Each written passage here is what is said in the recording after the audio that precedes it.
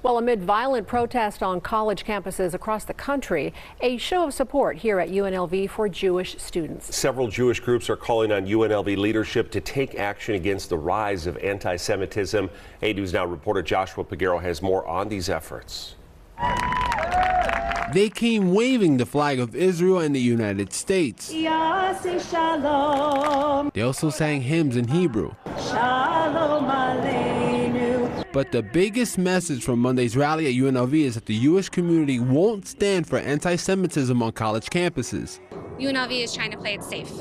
They want to keep the peace. They want to keep their heads down. Miriam Borvik is a first-year medical student at UNLV and says the administration isn't doing enough to protect Jewish students. If this were any other minority that people were calling for their deaths or calling for the end of their people, there would be zero tolerance. Last week, several pro-Palestinian protesters were at the same amphitheater calling for UNLV to divest from companies bombing Palestinians. We're demanding to see if UNLV is supporting this. Some students accused those from last week of spreading hate speech. The school definitely needs to be harder and get a stricter punishment on students who disrupt classrooms and do threats against Jewish students. UNLV hasn't seen the violent clashes that other college campuses across the country have experienced, and students say they like to keep it that way. We don't want any more problems. Like, I personally don't want any more problems on our campus. I just want everything to be peaceful. David, who is a junior at UNLV, declined to give his full name. While no counter-protesters showed up on Monday, David says there was a difference between this rally and the one held on May 1st. Today, it just seems like